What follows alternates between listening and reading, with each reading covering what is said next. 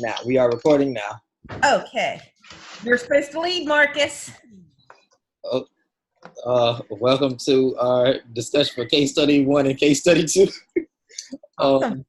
Would anybody like to go first? Okay, I'll start. Starting with case study 1. Right. Number 1, the first discussion question says, how should Earl address the issues raised by the faculty representative?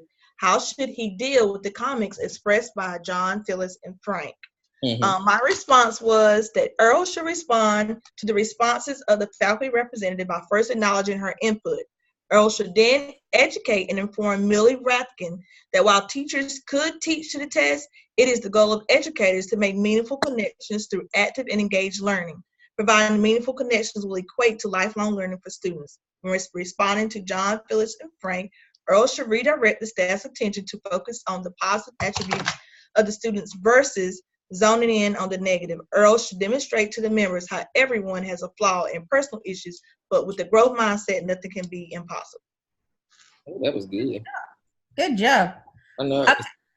I put, Earl needs to ask Millie Rathkin, what does she mean by teaching to the test? If she means that the teachers should work together to assure that they are addressing the content standards and aligning both the formative and summative assessments to the correct level that the standard requires, then he needs to support her in the decision. He would need to provide the resources and training to make this project happen in his school. If she means that teachers need to push worksheets and test prep questions, then he may need to refocus her efforts towards that of standard lesson and assessment alignments. John, Phyllis, and Frank are attempting to be supportive of Earl. They are giving ideas that could help solve the problems.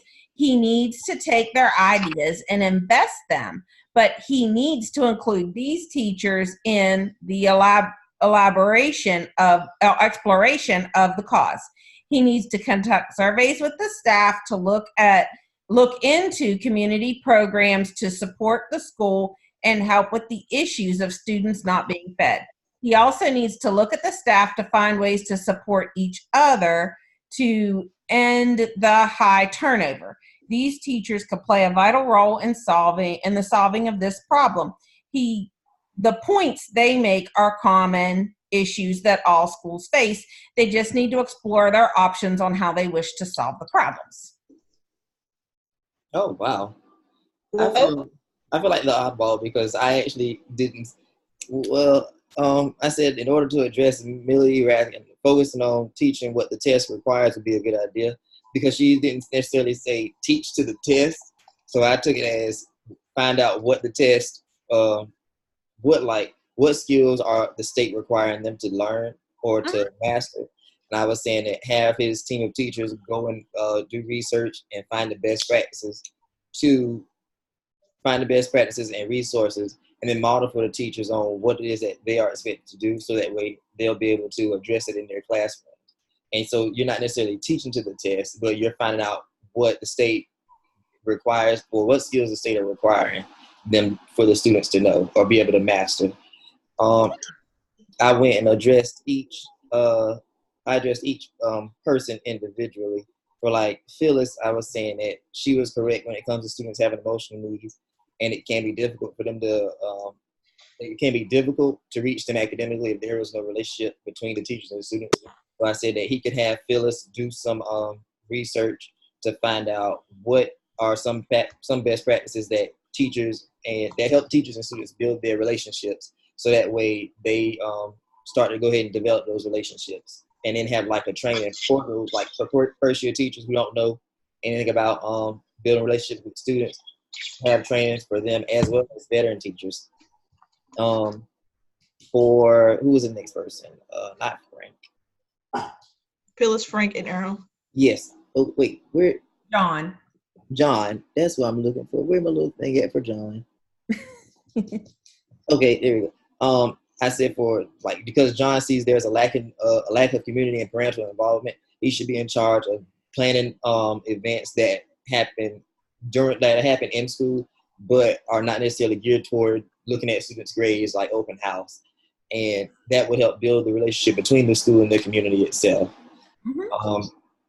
For Frank, he because he posed the issue of teacher turnover, I suggested that he could work with Earl to find the best practices to help retain teachers and support new teachers. That way you don't have such a large turnover.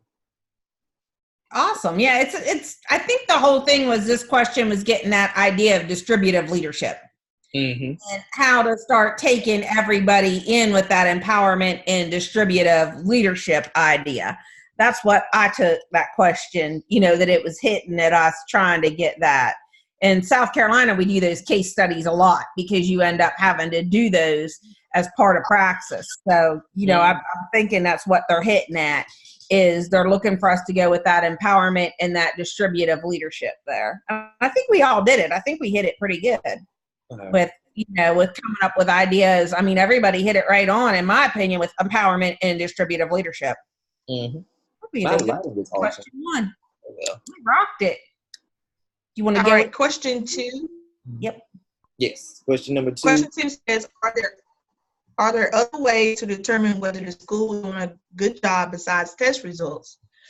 My response was yes. Measurement of the school's success can be monitored using various teacher input surveys. The deployment of teacher input surveys provides active input of how teachers view and perceive the success of learning throughout the classroom and the school environment. The use of PBI's rewards can also determine the success of student behavior, student engagement, and academic success. Providing rewards for student success and positive behaviors can influence a school culture as a whole. Nice job. Okay, let me see here. Let me bring this up. Are there other ways to determine the school's doing a good job? I put looking at the school's environment, the school's social and emotional growth, and student academic progress over time are ways to tell if a school's doing a good job. Schools can show growth in student achievement in a number of ways that do not involve the scores on one state test. The environment of the school can have a major impact on both the students and teachers. The environment can enable the learning process by making students and staff want to attend and work to achieve great things while they are there. School social and emotional growth of students is also important. Employers and colleges want students that have soft skills. These skills enable students to be successful academically, but also in the real world. Student achievement over time is also another important area to consider. Students may have significant growth in a subject, but the growth may not show on the state test because of the prior level of the student. This happens a lot with exceptional education students. This is an area that needs to be considered. In SC, in South Carolina, it is considered on the state report card for a school. All right. Well, I didn't necessarily do too well on this question. So I said, let me see. The question is, are there ways to determine whether a school is doing a good job besides test results? I said that not all students excel at test taking due to test anxiety. I said that the school, looking at the school's report card can be a way to determine if the school is doing a good job. The report card not only shows the feedback from tests, but state tests, but it also shows the feedback for the school's environment, which could show a positive feedback. I didn't put a lot on that one. You're fine. You had another way addressed. I mean, you answered the question, and you were talking about environment. Different ways to look. I think sometimes we get so caught up in test results that we don't look at the other things that are happening in the school that's productive too. And I think I've really, this year was switching to a school that's a magnet school for arts. And, we're doing the STEAM, the science, the engineering, the arts, and all that stuff.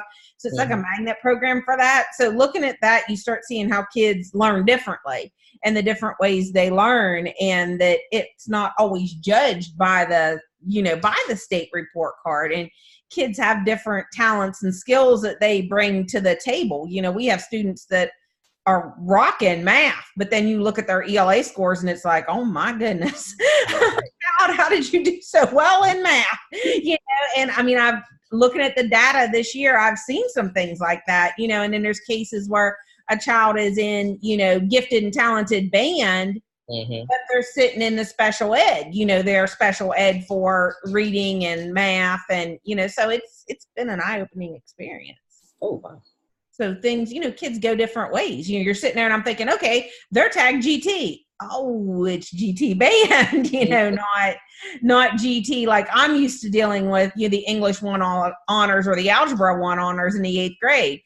So when I think GT, I think something else, because I'm actually gifted and talented certified. And I think something else. And it's like, oh, that's GT band, And I'm like, what? Is there something wrong with these scores? And I'm looking and I'm like, okay, yeah. So it's been an eye-opening experience. All right. Question number 3. What are some possible factors that might explain poor achievement at Liberty School? I'll go ahead and go first since I just get mine out of the way. Okay. The thing that stood out to me in case of this is they talked about the students from low socioeconomic backgrounds, and I said that because of their low socioeconomic background, they may not have the support at home. Family members may be unable to help the students with homework as they work in order to pay for bills. And so with parents constantly working, they might not have the time to help their children with academics. Which goes back to what Phyllis was saying, that some students may not have money for their children to eat. And if the child is at school hungry, then they're more focused on eating or their home life rather than their schoolwork. Okay.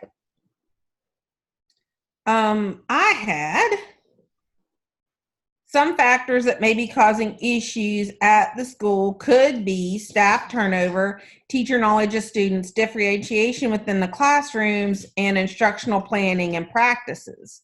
Any one of these factors can cause a major problem in a school. If one of these areas is having an issue, it can have a ripple effect on the other areas. That was all I put for that one because of the next question. I wrote possible factors that may contribute to poor achievement at the school could include lack of a shared vision and goal among staff and teachers, low student expectations of the teachers, and lack of instructional supports for teaching lessons. So I didn't really expound because I expounded in number 4, but those were my. That's what I did too. I like the mission and goal one because that's something we're working on with our school too. So I like that. That's cool. I didn't put that in mine, but that's awesome. It is. All right. Well, we'll go ahead since everybody's extras in number 4. Number 4. How can Liberty School effectively address these factors? I said in order to address helping the low socioeconomic families, it would be to establish programs designed to help with the necessities they need. Finding volunteers to offer tutoring after school and allow the students to attend for free. Setting up a lunchroom policy that allows the students to place unwanted packaged food in a basket that allows any student to pick from it would help with making sure the students are fed. Having this policy in the lunchroom will also reduce the amount of food that are thrown away by students. Starting a program that feeds students of low socioeconomic families by sending those students home with food for the weekend or enough for a certain amount of days. Getting funding from the community should help to establish such a program. And the reason I brought it up is because my school does that. We have it, I think it's called, it's Backpack for Buddies or something with that. And they put food in or give the students some things to eat, and that lets them take it home for the weekend. That way they have food. That's a good idea. That's good. Mm-hmm. Okay. I had Liberty School can take steps to address the staff turnover by looking at the level of teacher empowerment in the building. They could also look at providing staff with leadership opportunities at the school. Teacher knowledge of students, differentiation, instructional planning, and practices can be addressed through meaningful data conversations. This school needs to educate staff on the different types of data and how to use this data to drive instruction and student achievement. And that was where I shut off. Of course. Yes. Well, this is what I kind of broke it down by the factors that I added. So the first one, lack of shared vision and goal.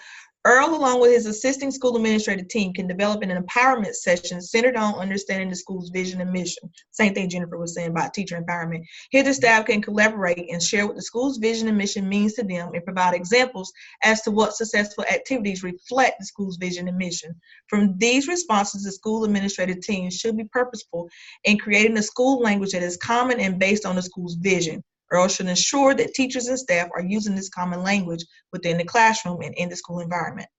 That's what I put for the lack of shared vision and lack of goals. Low student expectations of teachers. I put professional development themed a growth mindset set should be initiated to shift the mindset of teachers. While the circumstances and student achievements may be categorized as low performing, the expectation of the staff and teachers should always remain high.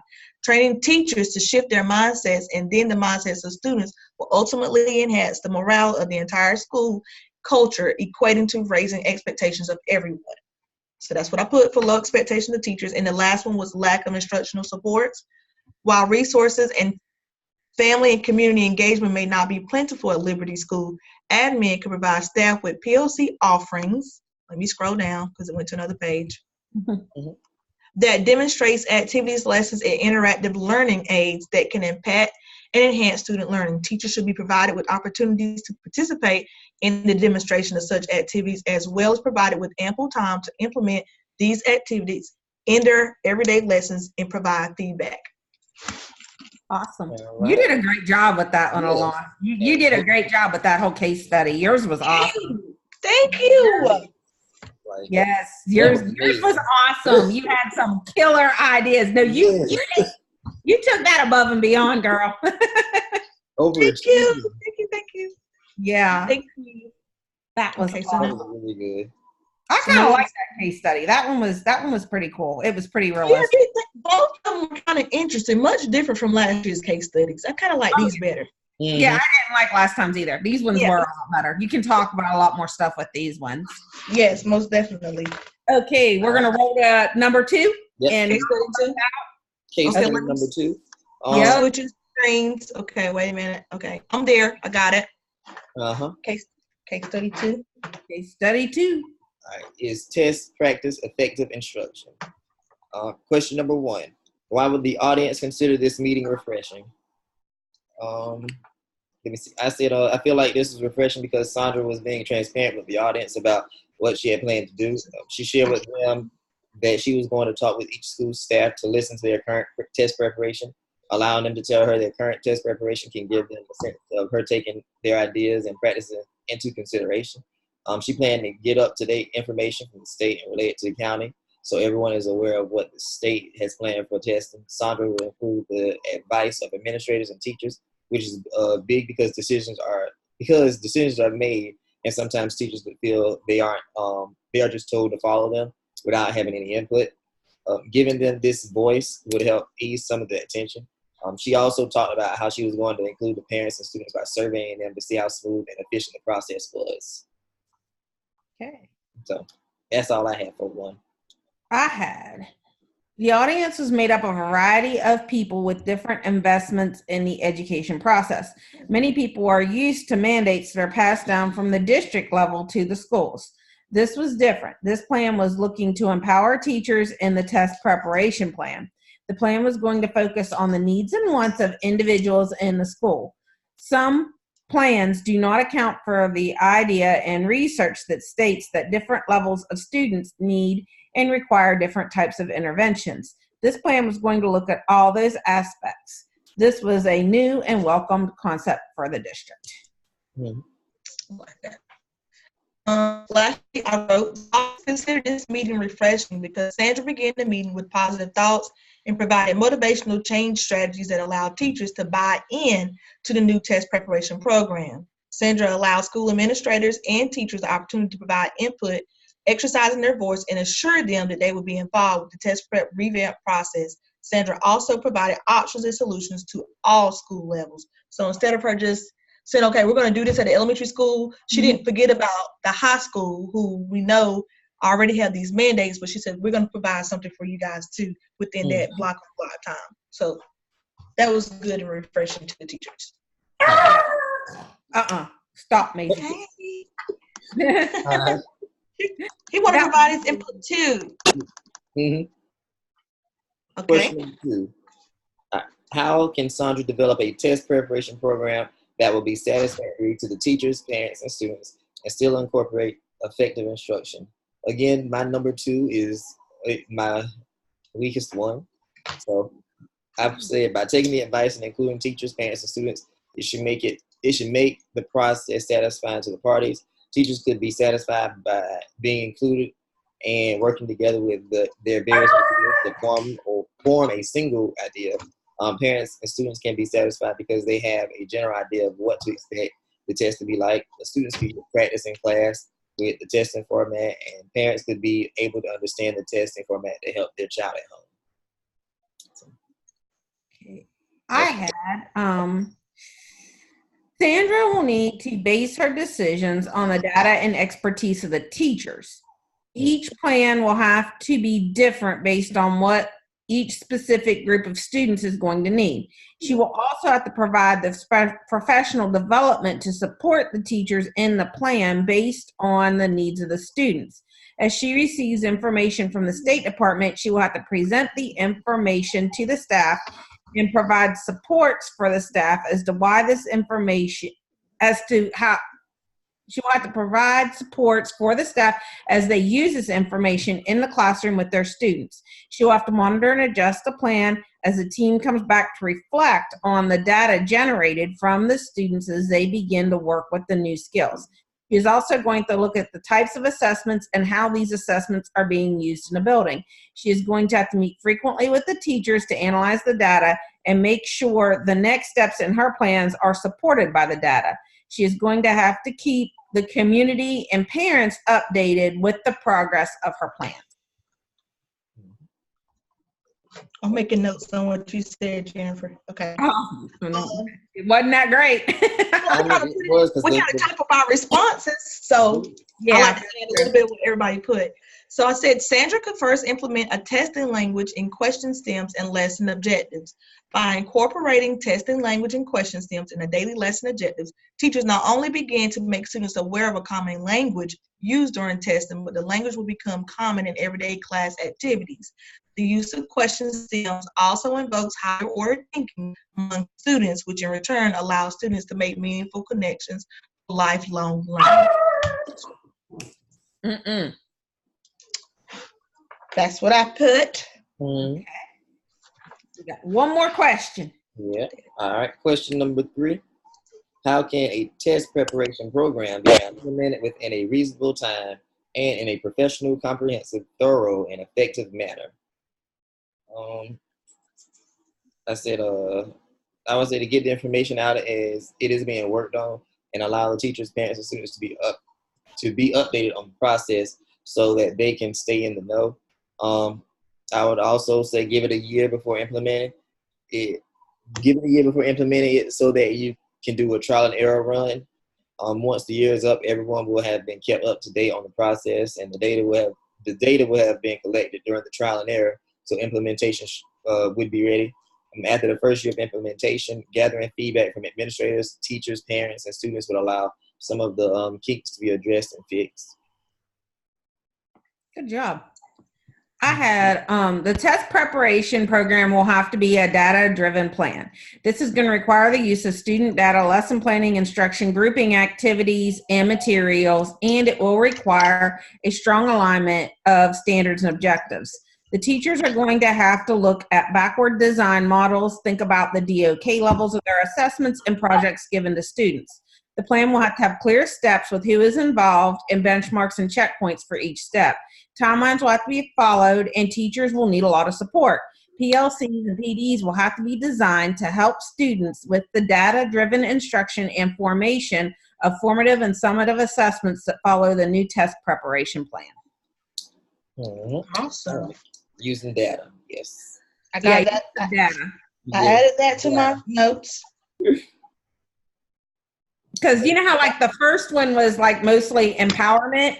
Mm-hmm. I think this one was going mostly for data because those were kind of like the two themes of the class. Yes. was the empowerment part with the APTL we did, and then all the data from those questions we answered and the 2 books. So Yeah. I kind of took it as one of the case studies was towards empowerment, and then I thought this one was more towards data. I mean, that actually works. Now that you say it that way, I can see it that way, and that makes more sense to me. Does it? That's what I thought when I looked at it, and I thought that's why there's 2 of them. Is they're aiming one towards the one part of the class and the other towards the second part. Mm-hmm. Okay. The new test preparation program should be made available to teachers and students at the start of the school year.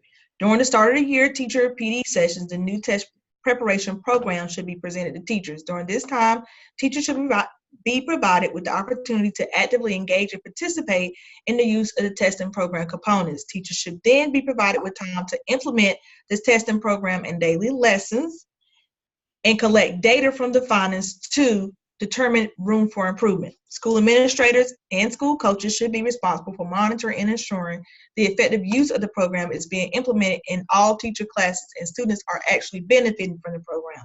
A survey could then be provided at the end of each semester to record student and parent feedback to assess the effectiveness of the program as a whole.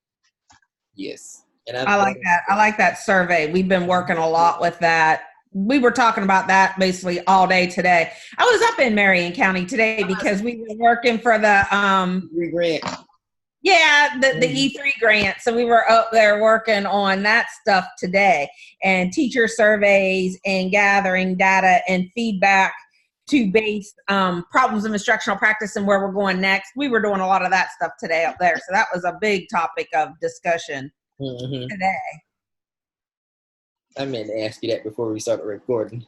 Yeah, no, I was up there all day today, and I was up there all last week for what was it? It was 4.0 rubric evaluator training. Mm-hmm. I was there all like 3 days for that one. That was a long one, but yeah, I was there 3 days to get my license for evaluation. Oh goodness. Okay. All right. I think we all did a good job with this. We did. And well, we survived another one, and I look forward to seeing you guys. When's class start again? September? I have no idea. No, you wish. August the what? 26th. Oh gosh. It's the same day school starts. Okay. Oh, okay, yeah. No, well, I'm back a week before that, but no, yeah, that's cool. Yeah, no. Well, we report back to work on the 12th, but the first day of school is actually